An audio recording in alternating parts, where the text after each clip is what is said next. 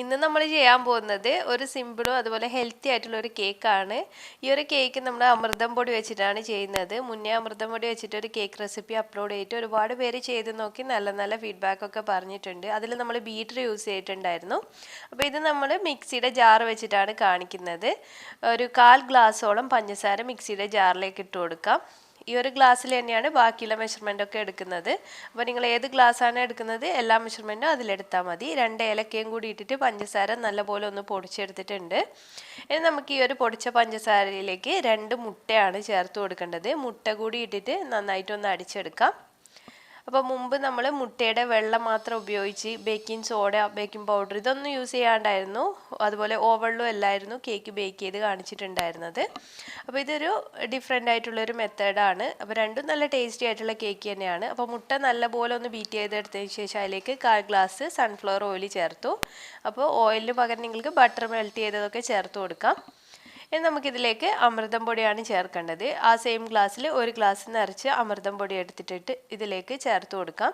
അപ്പോൾ അമൃതം പൊടി ആദ്യം ഒന്ന് അരിച്ചെടുക്കണം. അതിനായിട്ടൊരു അരിപ്പ ഈ ഒരു മിക്സിയുടെ ജാറിൻ്റെ മുകളിൽ തന്നെ വെച്ചിട്ടുണ്ട്. അല്ലെങ്കിൽ നിങ്ങൾക്ക് വേറൊരു പാത്രത്തിൽ അരിച്ചെടുത്താലും മതി. അതിലേക്ക് 1 ടീസ്പൂൺ ബേക്കിംഗ് പൗഡറും അതുപോലെ ഒരു 1/4 സ്പൂണിൻ്റെ അടുത്ത് ബേക്കിംഗ് സോഡയും പിന്നെ 2 നുള്ളു ഉപ്പും കൂടി ചേർത്ത് കൊടുക്കാം. എന്നിട്ട് നല്ലപോലെ ഒന്ന് അരിച്ചെടുക്കാം. അരിക്കാൻ കുറച്ചൊരു ബുദ്ധിമുട്ടുണ്ടാകും. നമ്മൾ സാധാരണ മൈദപ്പൊടി അരിക്കുന്നതിലും കുറച്ചൊന്ന് സമയമെടുക്കും. എന്നാലും കുഴപ്പമില്ല. നമ്മൾ ചെറിയ ഹോൾസ് ഉള്ള അരിപ്പ തന്നെ എടുക്കുക. അപ്പോൾ അടിയിലായിട്ട് ചെറിയ ചെറിയ തരികൾ ബാക്കി വരും അവസാനം.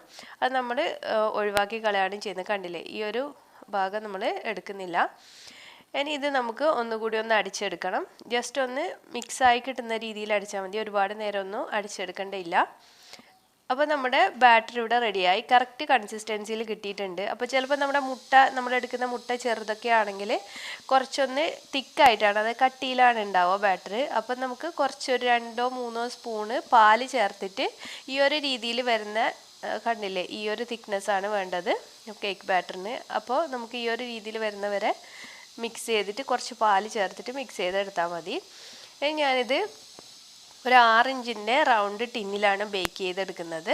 അപ്പോൾ നിങ്ങൾക്ക് ഇഷ്ടമുള്ള പാത്രത്തിൽ ബേക്ക് ചെയ്യുക. അടിയിൽ ഒരു ബട്ടർ പേപ്പർ വെച്ചിട്ട് ഓയിലൊന്ന് ഗ്രീസ് ചെയ്ത് കൊടുത്തിട്ടുണ്ട്. കണ്ടില്ലേ, ഈ ഒരു കൺസിസ്റ്റൻസിലാണ് നമ്മുടെ ബാറ്റർ ഇരിക്കുന്നത്. അപ്പോൾ ഞാൻ ഓവണിലാണ് ഇപ്പോൾ കാണിക്കുന്നത്. മുന്നേ കാണിച്ചിട്ടുണ്ടായിരുന്നത് ഇഡ്ഡലി ചെമ്പിൽ നമ്മുടെ അടിയിൽ ഉപ്പിട്ടിട്ട് അതിൻ്റെ മുകളിൽ സ്റ്റാൻഡ് വെച്ച് അതിൻ്റെ മുകളിൽ വെച്ചിട്ടുണ്ടായിരുന്നു. ആ ഒരു രീതിയിലാണ്. അപ്പോൾ നിങ്ങൾക്ക് ഏതാണ് താല്പര്യം ആ ഒരു രീതിയിൽ ബേക്ക് ചെയ്തെടുക്കുക. എങ്ങനെ ചെയ്താലും നല്ല അടിപൊളി കേക്ക് തന്നെ കിട്ടും. മുകളിൽ കുറച്ച് ബദാം വെച്ചൊന്ന് ഡെക്കറേറ്റ് ചെയ്തിട്ടുണ്ട്. ഒരു അരമണിക്കൂർ കൊണ്ട് 180 ഡിഗ്രിയിൽ പ്രീ ഹീറ്റ് ചെയ്ത് ഓവണിൽ വെച്ചപ്പോൾ ബേക്കായി വന്നിട്ടുണ്ട്. വന്നില്ല, നല്ല സോഫ്റ്റ് ആയിട്ട് കിട്ടിയിട്ടുണ്ട് കേക്ക്. അപ്പോൾ നമുക്ക് മുട്ടയുടെ സ്മെല്ലും കാര്യങ്ങളും ഒന്നും ഉണ്ടാവില്ല. നല്ലൊരു ഫ്ലേവറാണ് ഈ ഒരു കേക്കിന്. തീർച്ചയായിട്ടും എല്ലാവരും ഒന്ന് ട്രൈ ചെയ്ത് നോക്കൂ. ട്രൈ ചെയ്യുന്ന സമയത്ത് ഫീഡ്ബാക്കൊക്കെ അറിയിക്കുക. പിന്നെ ഒരുപാട് പേര് പറഞ്ഞിട്ടുണ്ടായിരുന്നു അന്നത്തെ കേക്കിൽ ഞാൻ മുട്ടയുടെ വൈറ്റ് മാത്രം ബീറ്റ് ചെയ്യുമ്പോൾ ഫോർക്ക് യൂസ് ചെയ്യാമോ എന്നൊക്കെ ചോദിച്ചിട്ടുണ്ടായിരുന്നു. അതുപോലെ ബീറ്റർ കയ്യിലില്ലാത്തവരൊക്കെ ബീറ്റർ ഇല്ലാതെ ഉള്ള ഒരു കേക്ക് റെസിപ്പിക്ക് വേണ്ടിയിട്ട് പറഞ്ഞിട്ടുണ്ടായിരുന്നു. അതുകൊണ്ടാണ് ഇങ്ങനെ ഒരു റെസിപ്പി അപ്ലോഡ് ചെയ്യുന്നത്. രണ്ടും നല്ല ടേസ്റ്റി ആയിട്ടുള്ള കേക്ക് തന്നെയാണ്.